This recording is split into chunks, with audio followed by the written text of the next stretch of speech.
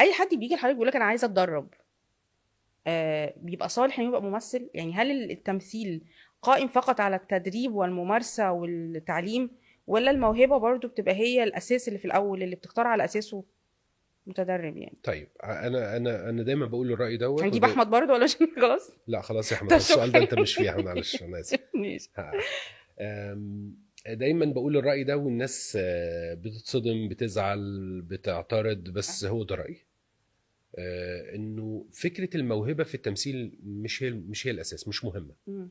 يعني خدي بالك من حاجة، كل البشر بلا استثناء بتمتلك القدرة على المحاكاة أو التقليد أو التمثيل، التشخيص، سميه زي ما تسميه. اوكي. يعني حضرتك في البيت بتعملي تفاصيل في الشارع مع اصحابك، الصبح بوش وبالليل بطريقه، في انفعالات هنا غير انفعالات هنا. احنا طول الوقت في حياتنا على فكره بنمثل. بنمثل. اه. ومش بقصد بالتمثيل الكذب، ما اقصدش كده، اقصد ان لو في بنلعب ادوار مختلفة. طبعا مم. يعني واحد انت متخانقه معاه، مش اول ما تشوفيه بتروح مكشره عن انيابك وبتاع، حد حبيب بتقابليه كيوت. بترحاب.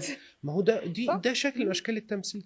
فهو فكره الموهبه مش هي الفيصل، لان كل البشر عندهم الملكه دي.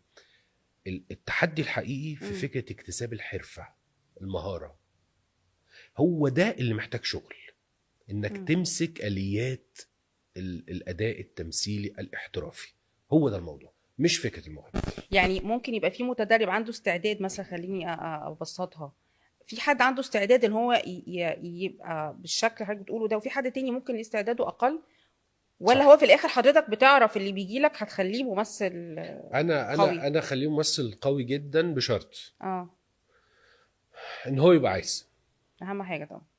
لا بس هو عايز ايه مم. مسؤولية يتبعها ايه ايه بقى؟ بقى؟ مش مم. مجرد رغبة، مش اللهم طبعا. نويت ان اكون ممثلا. مم. دي بتتطلب منه درجة عالية جدا من الشغل، من المجهود، من بذل الوقت. يعني انا بقول له دايما كده، انا اقدر اشتغل مع حضرتك ونعمل حاجة، مشروع عظيم، بس انت ساعدني في ده. لو هو فاهم ان انا معايا وصفة سحرية، اول ما يجي هحط له معلقتين في بقه فيبقى ممثل عالمي من غير ما يبذل اي مجهود، ده كلام فاضي. مم.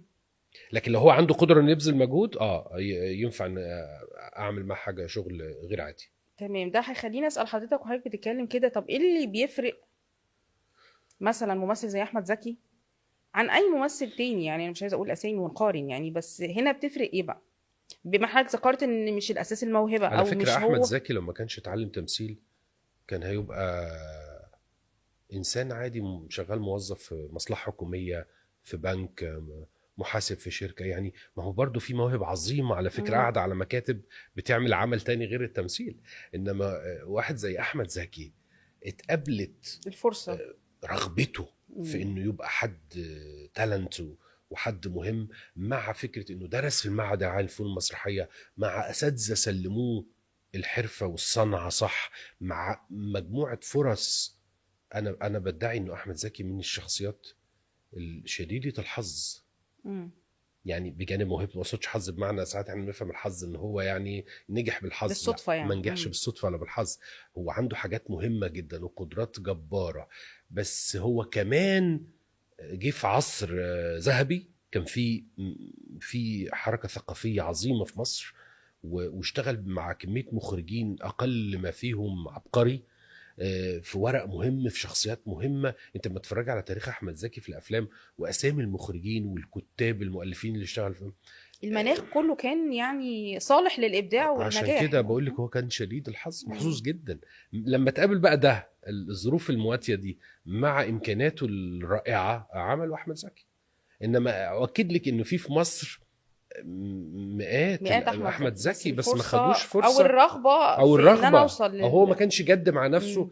عشان يقدر او ما اكتشفش يتحول، نفسه. او ما اكتشفش نفسه، يعني ده برضو او مهم الناس جدا. احبطته. ما انت مم. بتقابلي حاجات كتير صح. كده. يعني ممكن واحد موهبه حلوه يترزع جملتين في بدايه حياته يرقدوه ويخلوه ما يتحركش. هو قابل مين ووداه فين؟ صحيح.